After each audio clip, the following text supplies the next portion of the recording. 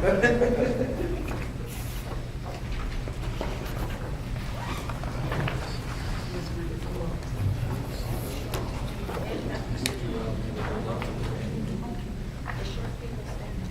thanks for being here today, and happy St. Patty's Day to everybody. Be good. My name is Joe Calomino. I'm the state director for the Illinois chapter of Americans for Prosperity.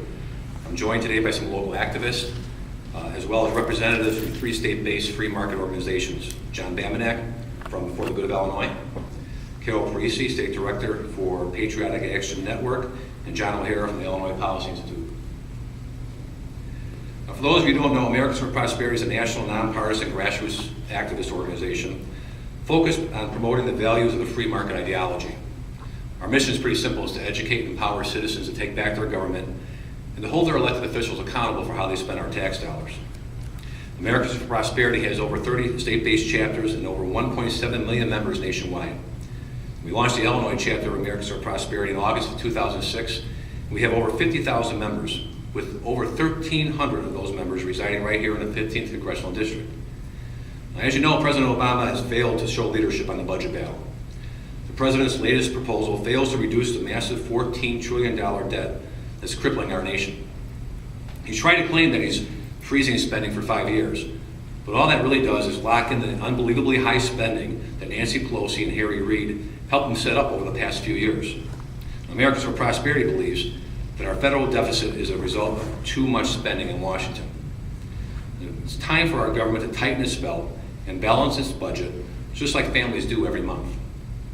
We have to stop spending money we don't have. Well, spending cuts are necessary to get government spending back to the level we can afford, and subsequently produces a better environment for creating private sector jobs. While there may be disagreements about particular programs that should be scaled back, we have to stop bankrupting our country and mortgaging our children's future. We believe that it's up to citizens like us to encourage Congressman Johnson to stand up against big government advocates. Subsequently, Americans for Prosperity is launching a grassroots campaign in the 15th Congressional District called Cut Spending Now. As part of our campaign, we'll also be launching our Cut Spending Now radio ad starting today throughout the district, ending on March 27th. The goal of our campaign is to ask folks in the 15th Congressional District to sign our Cut Spending Now petition. You can go to that website at cutspendingnow.org and or contact the Congressman's office, encouraging him to stand up against those big government advocates who are trying to convince him to go along with their big, high tax, big spending ways. We believe that this type of effort will allow the Congressman to hear the voices of his constituents loud and clear. We can't continue spending at this rate. Washington must cut spending now. I'd like to introduce John Bambenek from the Good for Illinois. Thank you, Joe, for all the good work that you and Americans for Prosperity do. My name is John Bambenek. I'm a policy advisor for the Good of Illinois. Americans have grown increasingly knowledgeable and increasingly concerned about the level of spending and debt that our federal government is undertaking. Between now and 2020, the interest payments alone on our debt increased from $221 million to $660, essentially tripling. By 2020, mandatory spending, Medicare, Medicaid, Social Security, and debt service make up 90% of all tax revenues that can be anticipated to the federal treasury. That means before defense, before Homeland Security, FBI, all of those things have to be paid. This will, of course, increase pressure to raise taxes in the minds of some who say, well, we can't stop paying our debt because, well, we've already spent that money, and that's a big problem. I'm married, 3 kids in this economy. I'm cutting back on spending. My family's cutting back on spending, like many Americans are. Yet the spending continues to increase, or at least remain the same in the United States government. And there's a big fight in Congress simply to just cut $100 billion, which is about 2% of the federal budget. So to Congressman Johnson, I'd like to thank his leadership, his strong stand on fiscal issues, and encourage him, to again stand against the endless array of people who want more money in Washington, D.C. Understand that there's no shortage of people who show up to Washington who want a handout from the federal government. This event is hopefully to show that there are citizens out there who want the spending to stop. Thank you. Hi, I'm Carol Parisi, and I'm not from this area, but I am from Illinois, and I am an American. And a couple of years ago, woke up and said, why is our government going crazy with the spending? We have some real issues here in America, and we're spending our children's future away.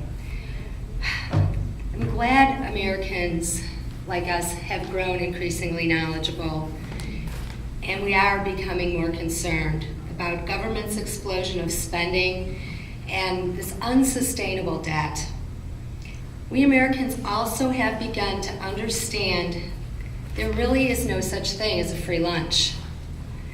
Washington's fiscal recklessness has consequences, and these consequences grow exponentially worse every day. Policymakers fail to get our nation's fiscal house in order. We have to get our own homes in order. I'm sure many of us have been cutting back on just the nice things in life, like maybe an extra coffee or so. A too large government doesn't just lead to too high taxes and too much debt. It also impedes our economic growth. Government simply doesn't allocate resources as effectively or efficiently as the private sector does. When government spends more money gets wasted, and the private sector is less able to grow, and that's where the jobs are. When government allocates resources, it makes decisions based on political factors, such as the districts and political allegiances of those receiving the federal money. Americans can see how much of this money gets wasted or at least not put to the best use in the thousands of earmark projects that do nothing to stimulate the economy, which we so desperately need. Because the government takes and wastes such a great deal of money from the private sector, the economy does not benefit, which it otherwise would do if we could have investments that lead to innovation, business expansion, and job creation.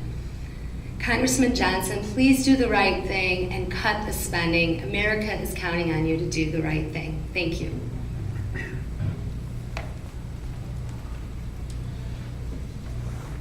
My name is John O'Hara. I'm with the Illinois Policy Institute. And the Illinois Policy Institute has been a leading voice in our state for balancing the state's budget, lowering the tax burden, and removing roadblocks to prosperity. And that's why we're proud, and I'm proud to stand here today with Americans for Prosperity and our other friends from around the state to encourage the same kind of fiscal discipline and common sense policies in Washington, D.C. Americans have grown increasingly concerned with the government's runaway spending and accumulation of debt, and rightfully so. But it hasn't stopped big government advocates on both sides of the aisle, on both sides of the aisle and at the state and federal level from pushing harder and harder for more and more revenue. That's code for more money out of your pocket and into theirs. Despite what special interests may have folks believe, Washington, just like Springfield, doesn't have a revenue problem. They both have spending problems. Year after year, politicians simply spend more taxpayer dollars than are available. Politicians in Springfield and in Washington seem unable or simply unwilling to live within their means as the citizens that elect them have to do every single day. Here's a quick look at what advocates of tax hikes are proposing. In order to close the gap between what the federal government is expected to take in and what is expected to spend in revenue and what is expected to spend in 2011, the federal government would have to increase total revenues by $1.4 trillion. That's a 50% increase in the money taken out of the private sector and run through the federal bureaucracy and favor factory in Washington, D.C. That's more money out of your pocket, that's more money out of your neighbor's pocket in already tough economic times. And that's more money not spent stimulating the economy, investing, creating jobs, and fostering prosperity for all Americans and all Illinois citizens. There's only one serious solution. Government must make serious, sustainable cuts. If the federal government were to simply return to the average inflation-adjusted per household spending levels of the 1990s, the budget could be balanced in less than 3 years without any tax increases. The bottom line is all levels of government must learn to live within their means. We as taxpayers cannot continue to enable big government's bad behavior. That is why at the Illinois Policy Institute, we fully support Americans for Prosperity and their efforts to draw attention to the budget crisis at the federal level. I ask you to join with us in calling on Congressman Tim Johnson to remain a leader on this issue and stand firm. Illinois families are already making cuts at home. It's time for Springfield and Washington to do the same. Thank you. Thanks, John. And Jim, if you have any questions, we're happy to answer the questions. Tell me a little more about the campaign. You have a radio spot that you're running. What markets is it going to be running in? Actually, I'll send that to you on an email. We have 7 different radio stations throughout the Champaign Urbana media market. Just in Champaign, Urbana? Correct. Not Bloomington, another- Champaign Urbana, Bloomington. Okay. And are there any other aspects of this campaign as far as getting people out to contact Congressman The Johnson? commercial and our own communications to our 1,300 members are going to encourage people to not only sign the petition, but to contact the Congressman's office in support of budget cuts and cut spending. If perhaps this has just started and it's too early to say, but are you getting any sort of response back from people as far as their interest in doing this? Well, today we have some local activists. Obviously, the 3 statewide organizations that we represent today will all be contacting our various members to ask them to stay involved. Today's the kickoff. Now, this looks like this is just starting with like maybe a couple of weeks of radio spots, but the budget debate is probably going to go on longer than that, and even more years than one. So what do you see happening as far as what your group does in trying to get your message out?